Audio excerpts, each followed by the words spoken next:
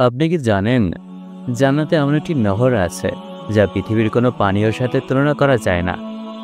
আমরা যেটাকে মদ ভাবি, জান্নাতে সেই নহর কি আসলেই দায়ী, নাকি এটা এক অকল্পনীয় নিয়ামত যার স্বাদ, ঘ্রাণ আর প্রভাব আমাদের কল্পনারও বাইরে? কোরআন ও হাদিসে এই নহর সম্পর্কে এমন কিছু তথ্য আছে যা জানলে আপনার দৃষ্টিভঙ্গি পাল্টে যাবে। চলুন আজ জানি জান্নাতে সেই রহস্যময় নহরের আসল সত্য। কিন্তু তার আগে কমেন্টে বলুন, আপনি কি জান্নাতের নহর সম্পর্কে আগে শুনেছেন? যখন আমরা জান্নাতের নদীর কথা শুনি, তখন একে শুধু শান্তি ও সুখের প্রতীক মনে হয়। কিন্তু সত্যি কি তা এতটাই সহজ? কোরআনে উল্লেখ করা হয়েছে তারা সেখানে যে মদ পাবে তা হবে পরিশুদ্ধ, মিষ্টি এবং স্বাদে অতুলনীয়। আসল প্রশ্ন হলো, এই মদ কি আমরা জানি, নাকি এটি এক অবর্ণনীয় পানীয় যার উপভোগের জন্য আমাদের এক নতুন মনোভাব থাকতে হবে? চলুন একটু গভীরে গিয়ে যান সেই মদের প্রকৃত পরিচয়। এর থেকে আমরা কি শিক্ষা নিতে পারি? কোরআন শরীফে মদ সম্পর্কে যে নির্দেশনা দেওয়া হয়েছে তা আমাদের চিন্তা ও জীবনের দৃষ্টিভঙ্গি বদলে দেয়। কোরআনে মদকে হারাম নিষিদ্ধ হিসেবে ঘোষণা করা হয়েছে, কারণ এটি মানবদেহের জন্য ক্ষতিকর এবং সমাজের জন্য অস্থিতিশীলতা তৈরি করে। আল্লাহ রাব্বুল আলামিন বলেন, হে মুমিনগণ, নিঃসন্দেহে মদ, জুয়া, পাথরের মূর্তিসমূহ এবং ভাগ্য নির্ধারণের তীর শিরকি কার্যাতি শয়তানের অপবিত্র কাজ, তা থেকে দূরে থাকো যাতে তোমরা সফল কাম হতে পারো। মদ মানুষের বুদ্ধিমত্তা ও নিয়ন্ত্রণ ক্ষমতা নষ্ট করে, যা ব্যক্তির সমাজের জন্য ভয়াবহ ক্ষতি ডেকে আনে।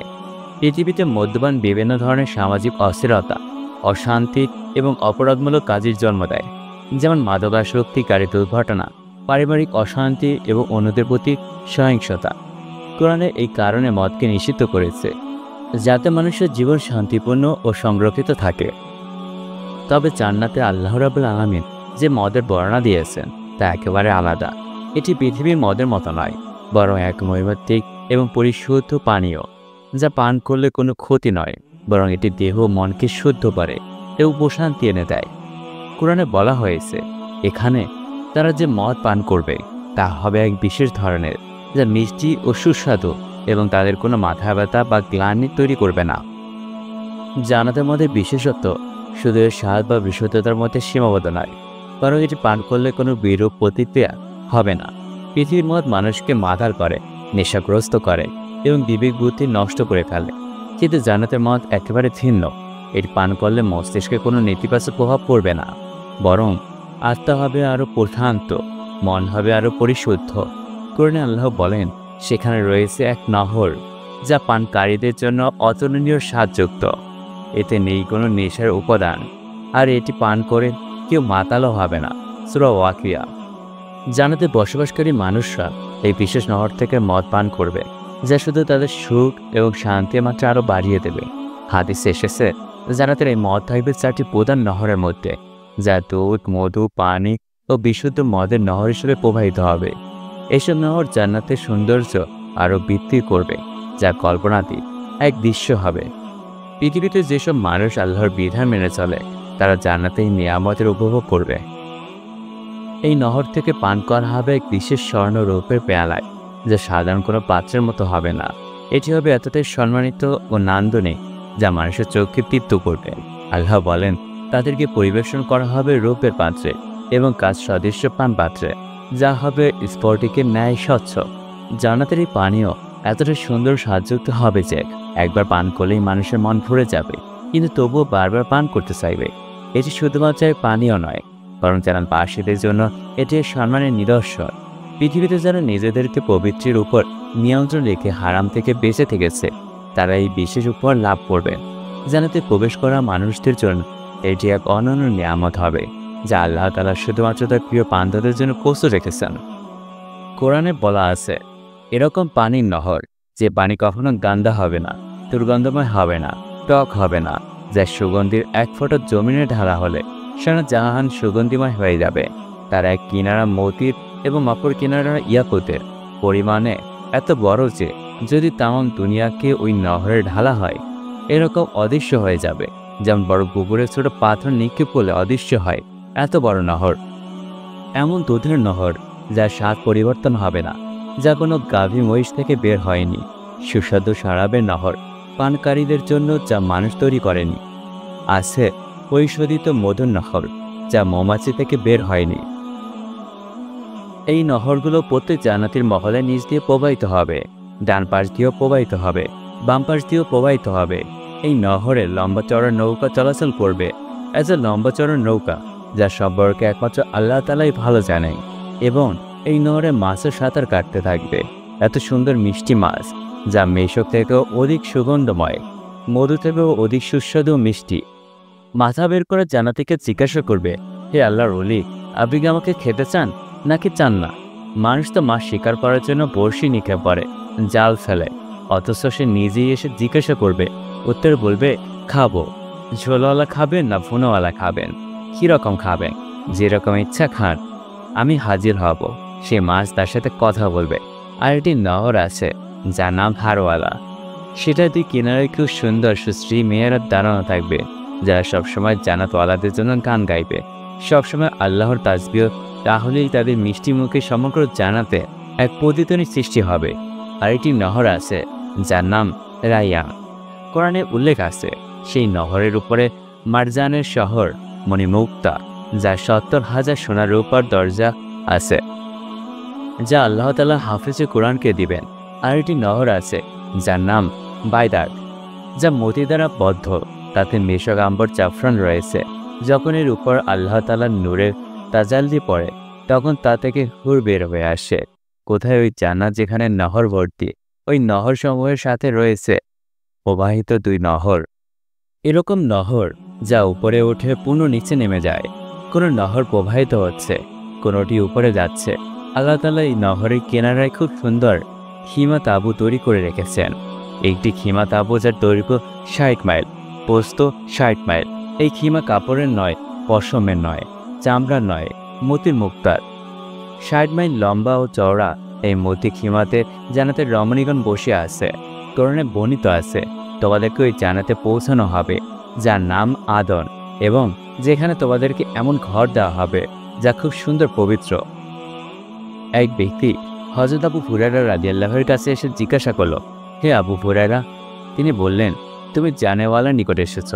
বলল, সেটা জান্নাতের অনেক বড় একটি মহল, যাতে লাল ইয়াকুতের ৭০টা আলিশান ইমারত রয়েছে। প্রত্যেক প্রাসাদের ৭০টা কামরা হবে। সবুজ জামরাদের এক ধরনের দামি পাথর রয়েছে। প্রত্যেক কামরায় ৭০টা খাট হবে। প্রত্যেকটা খাট এত লম্বা যে উহাতে ৭০টি বিছানা হবে। প্রত্যেক বিছানায় জান্নাতে একটি হুর থাকবে। সেই হুর কত সুন্দর! সূর্যকে আঙ্গুল দেখালে সূর্য আর নজরে আসবে না। সমুদ্রের থুতু নিক্ষেপ করলে মধুবতে মিষ্টি হয়ে যাবে। মৃত ব্যক্তির সাথে কথা বলে সে জিন্দা হয়ে যাবে। ৭০ জোড়া কাপড়ের ভিতর দিয়ে তার শরীর নজরে আসবে। অসুস্থ হবে না, কোনোদিন বৃদ্ধও হবে না, কোনোদিন পেরেশানি হবে না। যার প্রস্রাব নেই, যার পায়খানা নেই, হায়েস ঋতুস্রাব নেই।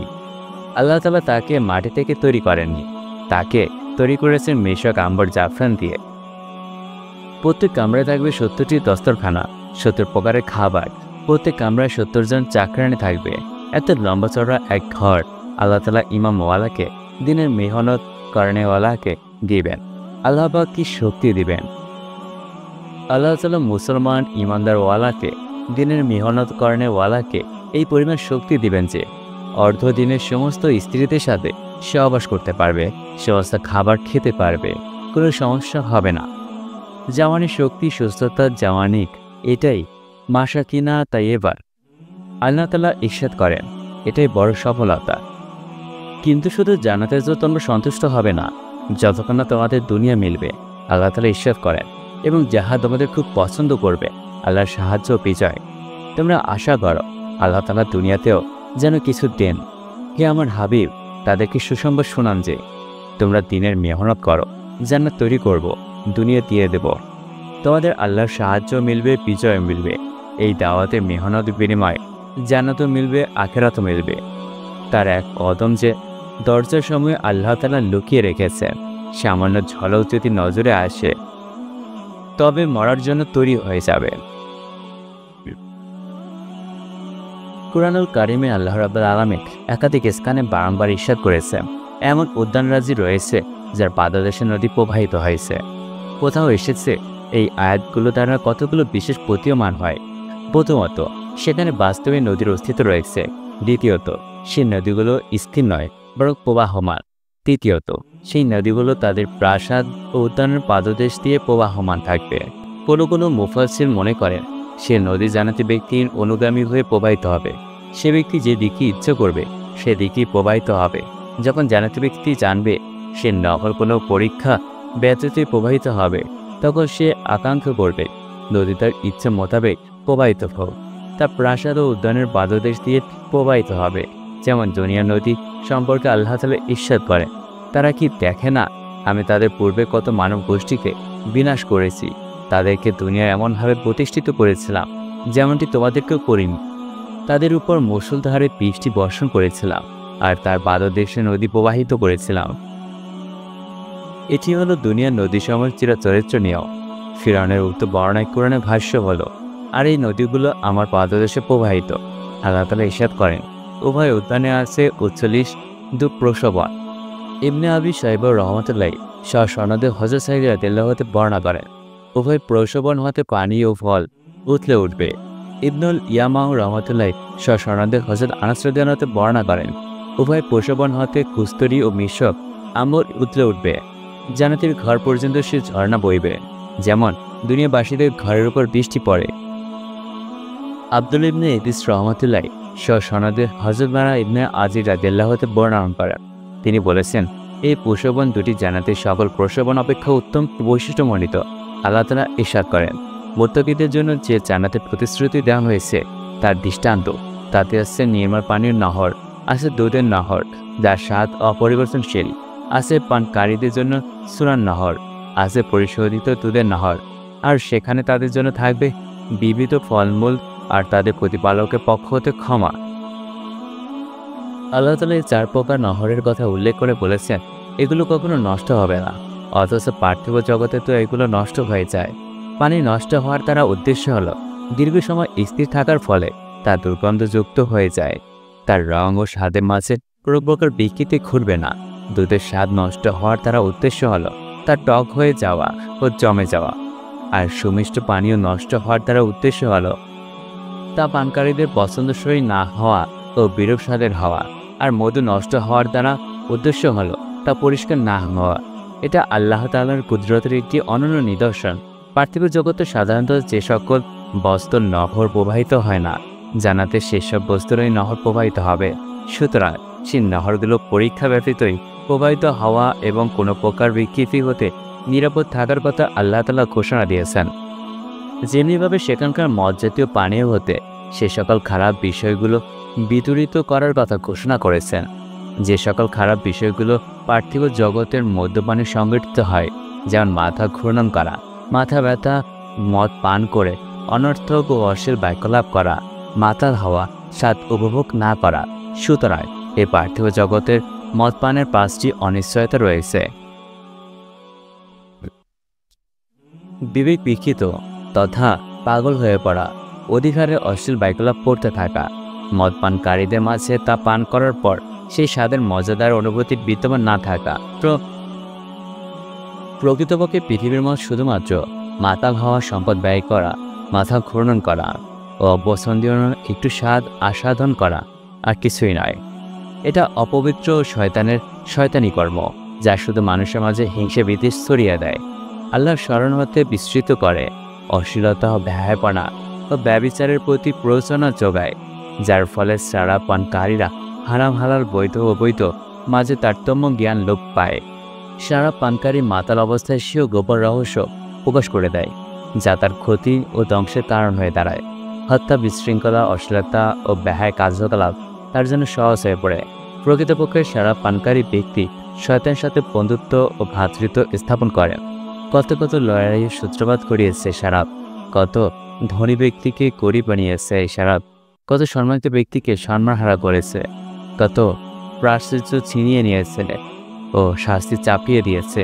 এই মদ কত ব্যক্তির বন্ধনকে শত্রুতায় পরিণত করেছে, কত স্বামী স্ত্রীর মাঝে বিচ্ছেদের কারণ হয়ে দাঁড়িয়েছে। শরাবের কুপ্রতিক্রিয়ায় কত ব্যক্তির অন্তরকে ধ্বংস করে দিয়েছে, বিবেক বুদ্ধিকে লোপ করে দিয়েছে, এবং কতবার এই শরাবের কারণে দুঃখ কষ্টে নিপতিত হতে হয়েছে ও কত অশ্রু ঝরিয়েছে, কতবার সারা তার পানকারীর জন্য মঙ্গল ও কল্যাণের দ্বার রব্ধ করেছে, অনিষ্টতায় দ্বার উন্মোচিত করেছে। সারা ব্যক্তিকে কতবার বিপদাপদ আঁকড়ে ধরেছে, মৃত্যুর মুখে ঠেলে দিয়েছে। বস্তুত মদই হল সকল প্রকার গুনাহ ও মন্দ কাজের সূত্র উৎস। এটি সম্পদ ও প্রাচুর্য ধ্বংসকারী। যদি উল্লিখিত অনিষ্টসমূহ হতে কোনো একটিও দুনিয়ার মধ্যে নাও থাকে, তবুও এ পার্থিব জগতের সারাপ ও জান্নাতের সারাপ কখনো এক হতে পারে না। অর্থাৎ সে ব্যক্তি জান্নাতের সুরা হতে পৌঁছিত থাকবে। যেমন রাসূল সাল্লাল্লাহু আলাইহি ওয়াসাল্লাম বলেছেন, যে ব্যক্তি দুনিয়াতে মদ পান করে সে বেহেশতি সারাপ হতে পৌঁছিত হবে। মদের অপকারিতা তো বর্ণাতীত, কিন্তু জান্নাতের মদে কোনো অপকারিতা নেই। যদি পুষ্ট করা হয়, আল্লাহ তাআলা জান্নাতের নহরের গুণাগুণ ও বৈশিষ্ট্য বর্ণনা করেছে, তা প্রবাহমান হবে, কখনো তার পানি বিনষ্ট হবে না। কিন্তু এতটা অত্যন্ত স্পষ্ট বিষয়, প্রবাহমান পানি কখনো বিনষ্ট হয় না। তবে প্রবাহমান বলার পরও কেন বলা হচ্ছে তা বিনষ্ট হবে না? উক্ত প্রশ্নের উত্তর হলো, প্রবাহমান পানি যদিও বিনষ্ট হয় না, কিন্তু তা হতে কিছু পানি তুলে দীর্ঘ সময় রেখে দিলে তা বিনষ্ট হয়ে যায়। কিন্তু জান্নাতের নহরের পানি সুদীর্ঘকাল এভাবে রেখে দিলেও বিনষ্ট হবে না। চিন্তা করে দেখুন, সেখানে মানুষের কাছে প্রিয়তম 4 প্রকারের পানীয় নহরের সমন্বয় ঘটবে। পানির নহর থাকবে, তাদের পান করা ও পবিত্রতা অর্জনের জন্য দুধের নহর থাকবে, তাদের আহারের বস্তু হিসেবে সুরার নহর থাকবে, আমোদ প্রমোদ উৎফুল্ল ও প্রফুল্লর জন্য, অমৃতের নহর থাকবে, তাদের আরোগ্য ও উপকার লাভের জন্য। জান্নাতের নহরগুলোর উপর হতে উৎসারিত হয়ে নিম্ন অঞ্চল প্রবাহিত হবে। ইমাম বুখারী রাহমাতুল্লাহ সহিহ বুখারীতে হযরত আবু হুরায়রা রাদিয়াল্লাহু আনহু বর্ণনা করেন, রাসূল সাল্লাল্লাহু আলাইহি ওয়াসাল্লাম বলেছেন, জান্নাতে 100 স্তর রয়েছে, সেগুলো আল্লাহ তাআলা তার রাস্তায় জিহাদকারীদের জন্য তৈরি করেছেন। প্রত্যেক 2 স্তরের মাঝে আকাশ ও পৃথিবীর মধ্যকার দূরত্ব রয়েছে। সুতরাং যখন তোমরা তার নিকট জান্নাত প্রার্থনা করবে, তখন জান্নাতুল ফিরদাউস প্রার্থনা করো, কেননা তা মধ্যবর্তী ও উচ্চ স্তরের জান্নাত। তার উপরে রয়েছে আল্লাহ তাআলার আরশ, তা হতেই জান্নাতের নহর প্রবাহিত হয়। জান্নাতে 100টি স্তর রয়েছে, প্রত্যেক 2 স্তরের মাঝে 100 বছরের দূরত্ব, তা হতেই 4টি নহর প্রবাহিত হয়। তার উপরে রয়েছে আল্লাহ তাআলার আরশ। যখন তোমরা আল্লাহ তাআলার নিকট জান্নাত প্রার্থনা করবে, তখন উচ্চ স্তরের ফিরদাউস প্রার্থনা করো। সহিহ বুখারীতে হযরত আনাস বিন মালিক রাদিয়াল্লাহু আনহু বর্ণিত আছে, রাসূলুল্লাহ সাল্লাল্লাহু আলাইহি ওয়াসাল্লাম বলেছেন, আমাকে মিরাজ রাতে সপ্তম আকাশে সিদরাতুল মুনতাহা পর্যন্ত নিয়ে যাওয়া হয়েছে। তার কুল ছিল হিজর গোত্রের মটকা ন্যায় বৃহৎ আকারের, তার পাতা হাতের কানের ন্যায়, তার কাণ্ড হতে 2টি প্রকাশ্য প্রশোভন ও 2টি অপ্রকাশ্য ঝর্ণা রয়েছে। আমি জিবরাইল আলাইহিস সালামকে এ সম্পর্কে জিজ্ঞাসা করলাম। বাতিনি নহর 2টি হলো জান্নাতে, আর প্রকাশ্য 2টি হলো নীল ও ফুরাত নদী। সহিহ বুখারীতে হযরত আনাস রাদিয়াল্লাহু আনহু বর্ণিত আছে, রাসূলুল্লাহ সাল্লাল্লাহু আলাইহি ওয়াসাল্লাম বলেছেন, মিরাজ রাতে আমি জান্নাতে বিচরণ করছিলাম, তখন আমি এমন এক নহরের পাশ দিয়ে অতিক্রম করলাম, যার উভয় পাশে ফাবা মুক্তমালার গম্বুজ রয়েছে। তখন আমি জিজ্ঞাসা করলাম, হে জিবরাইল, এটা কি? জিবরাইল আলাইহিস সালাম বললেন, এটি হলো সেই কাউসার যা আপনার প্রভু আপনাকে দান করেছেন। রাসূল সাল্লাল্লাহু আলাইহি ওয়াসাল্লাম বলেন, অতঃপর জিবরাইল আলাইহিস সালাম সে নহরে হাত দিলেন, তখন তার মাটি হতে কস্তুরী ন্যায় সুগন্ধি বিচ্ছুরিত হতে লাগলো। সহিহ মুসলিমে হযরত আনাস বিন মালিক রাদিয়াল্লাহু আনহু বর্ণিত আছে, নবী করিম সাল্লাল্লাহু আলাইহি ওয়াসাল্লাম বলেছেন, কাউসার হলো জান্নাতের একটি নহর, আবার প্রভু আমাকে তা প্রদানের প্রতিশ্রুতি দিয়েছেন। হযরত আনাস রাদিয়াল্লাহু আনহু বর্ণিত আছে, রাসূল সাল্লাল্লাহু আলাইহি ওয়াসাল্লাম বলেছেন, আমি জান্নাতে প্রবেশ করে প্রবাহমান এমন এক নহরের দিকে অতিক্রম করছি, যার উভয় প্রান্তে মুক্তার তাঁবু রয়েছে। আমি তার প্রবাহমান পানিতে হাত দিলাম, আমি তার সুগন্ধি বিচ্ছুরিত মাটি লক্ষ্য করলাম, অর্থাৎ তার মাটি হতে কস্তুরীর সুগন্ধ বিচ্ছুরিত হচ্ছে। আমি জিজ্ঞাসা করলাম, হে জিবরাইল, এটি কার? তিনি বললেন, এটা সেই হাউজে কাউসার যা আল্লাহ তাআলা আপনাকে দান করেছেন। ইমাম তিরমিজি রাহমাতুল্লাহ সনদে হযরত আব্দুল্লাহ ইবনে উমর রাদিয়াল্লাহু আনহু বর্ণনা করেন, তিনি বলেছেন, রাসূলুল্লাহ সাল্লাল্লাহু আলাইহি ওয়াসাল্লাম বলেছেন, কাউসার হলো জান্নাতের একটি নহর, তার উভয় প্রান্তে স্বর্ণের তা প্রবাহিত হয় পদ্মরাগ মণি ও মুক্তোর উপর। তার মাটি মিশক অপেক্ষা অধিক সুগন্ধিময়, তার পানি মধুর চেয়ে অধিক মিষ্টি এবং শিলা অপেক্ষা অধিক শুভ্র।